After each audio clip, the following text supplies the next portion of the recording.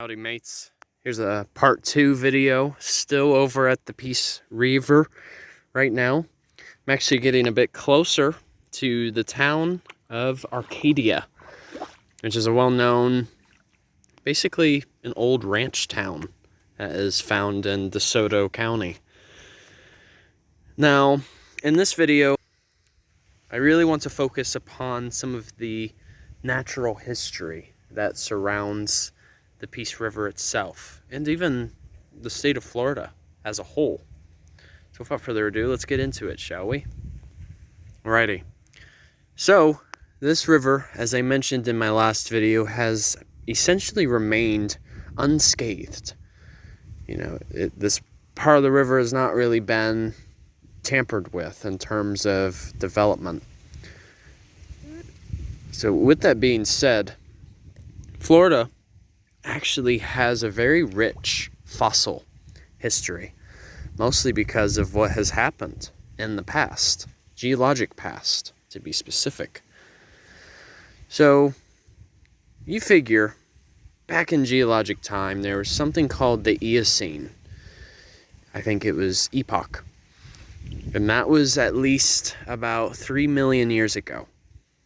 So during the Eocene, much of Florida was essentially underwater, right? Now, since it was underwater, that created an opportunity for many marine invertebrates to inhabit this area. But then eventually, as it then entered into the Pleistocene epoch, it was during that time, during the Pleistocene, which ranged from something like 2.5 to 0.012 million years ago. It was during that time of the last ice age that occurred in North America. Now, with that being said, during that time, that's when Florida really started to get more of its exposure to the air. That's where land became a bit more accessible, right? So at one point, Florida's peninsula actually used to be much wider as well than it is right now. That was during the Pleistocene. Because you figure during that time, since the ice age occurred, the water levels receded, especially in our oceans. And the Pleistocene epoch was well known for being the age of mammals. It was during that time when the mammals were the most biodiverse. So that's when we saw a lot of our prehistoric creatures, such as that of the woolly mammoths, the saber-toothed tigers, the even larger turtles than what exist now, and even larger sloths. A bit of a Ice Age animated movie reference, by the way. Hey, Sid. And then, of course, we had those ancient species of horses as well. So essentially what I'm trying to say is during that time, we had larger mammals that used to inhabit here back in the day. And you figure many of those species that I just named off the top of my head, a lot of them are now extinct. They no longer exist in the natural world.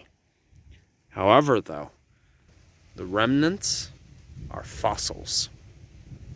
Now, you may be wondering, what does this have to do with the Peace River? Well, here's that connection. The Peace River is it is one of the oldest known rivers in Florida. It practically existed when even the Ice Age happened. So, when the Ice Age occurred, a lot of those species winded up dying. And as a result, it was their fossils that were left behind. And the Peace River is actually very well known for being a fossil hunting river. As a matter of fact, actually just a few minutes ago, I was actually trying to do a little bit of searching. Haven't really had any luck yet. It's hit or miss.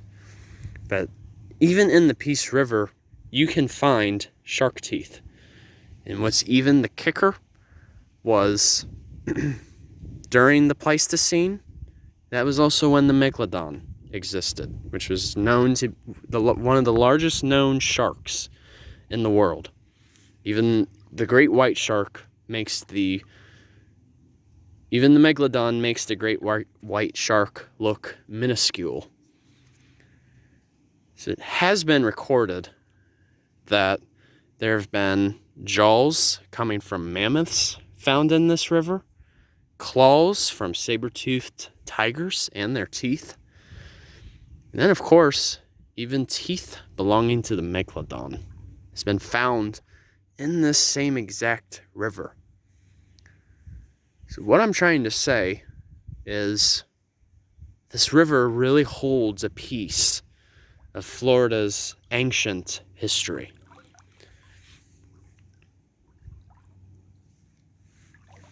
And what's even remarkable too is even in northern Florida, you can also find fossil records. Because at one point in history, I believe it was during the Eocene as well, I believe so. Sometimes I get my geologic times confused. But the point is, in northern Florida, there was a time when the Gulf actually connected directly to the Atlantic. And that actually used to be called the Suwannee Straits. I'm sure some of you have heard of that. So you may be wondering, why is all of this so important? Well, it's so important because Florida is known to have some of the richest Pleistocene fossil deposits in the world. So what I'm trying to say is, for instances like the Peace River, it really helps us understand what used to exist on this planet. Isn't that remarkable? Or what? It's just amazing how landmass changes over time. And what's even more fascinating, too, was some of you may have heard of the phenomenon Pangea, right? The huge landmass where essentially all of the continents were practically all connected at a time, which was, I believe, during the Permian period. So I believe that was just before the dinosaurs. Well, on that subject, Florida was not always part of North America either. It actually used to be part of a landmass called Gondwana. Gondwana used to be, remnants of Gondwana include Australia, for example. So at one point, you could say some of this landmass that I'm actually standing on right now used to be part of Australia. Amazing, isn't it? It's just that subject of plate tectonics, Land is always moving. Even though it doesn't seem like it, it really is. So, that's why I really wanted to check out this river, just to see what it really had to offer and why this is really worth checking out for those of you who may be in the area.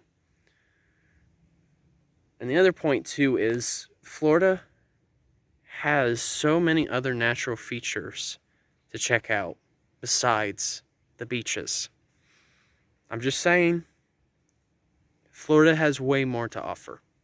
And that's something even I've been learning quickly.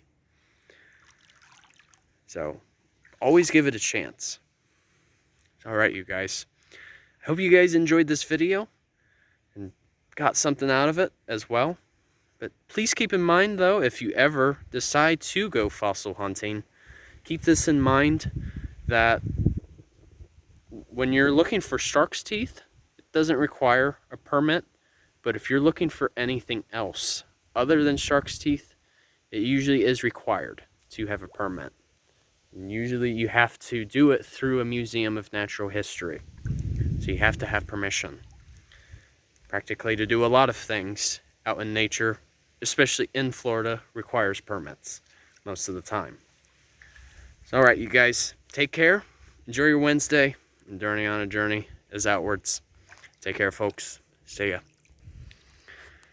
Take care, you guys.